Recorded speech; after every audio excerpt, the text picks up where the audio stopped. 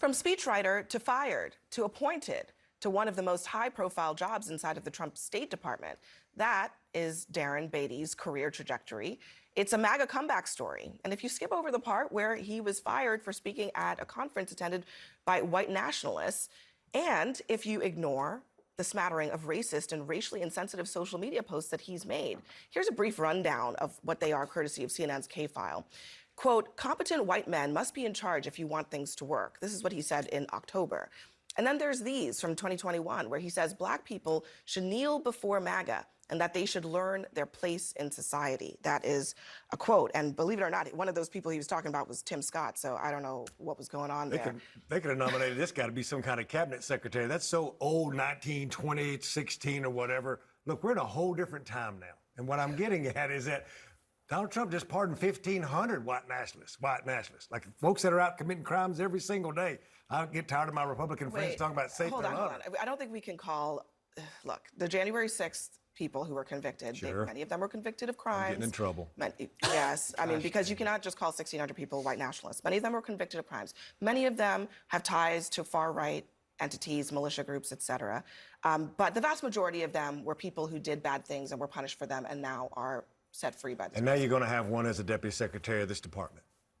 I mean, my problem is this, and this is one of the things that my good friend, who I actually love her writing. I'm gonna buy the book for Scott, but Nicole Hannah-Jones.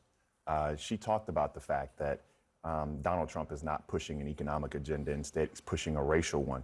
And it's very difficult sometimes when you get caught in the kind of sensationalism of this anti-DEI rhetoric, or the fact that you are eliminating Black History Month, or these things in the separate departments.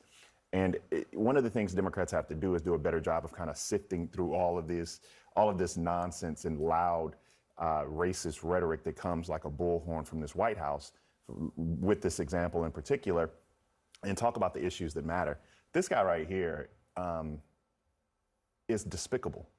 And the fact that he is despicable and he is a racist and he gets to have a seat this close to Marco Rubio says a great deal about Marco Rubio, and it says a great deal about the President of the United States. Should the President, Congresswoman, rethink this appointment?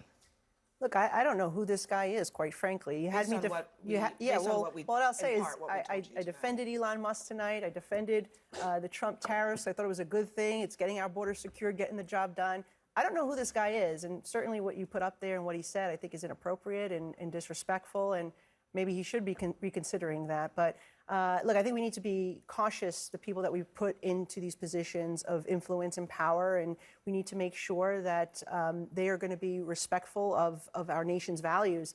And it just seems to me that I don't know where this guy came from, quite frankly, so I'm not going to stand here and defend him. So it's interesting. Fair.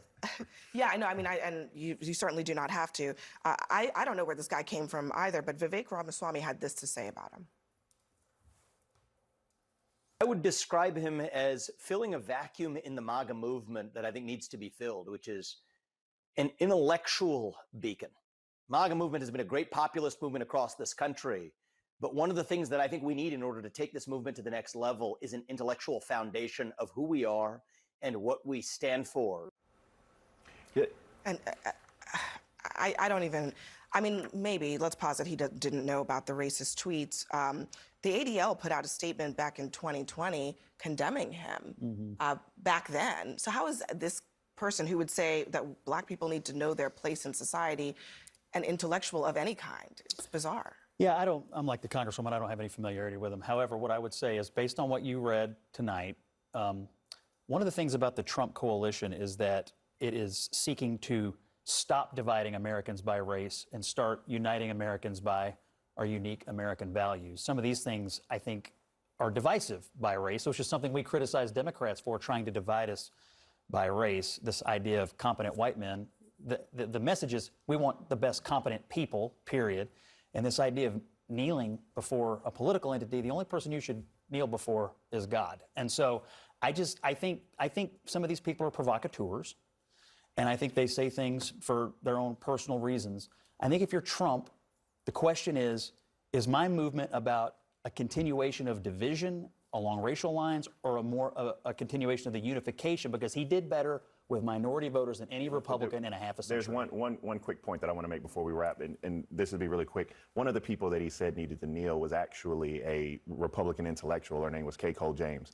We are 180 degrees different on public policy and politics, but a 70-year-old black woman doesn't need to be told by anyone that she needs to be kneeling to anything.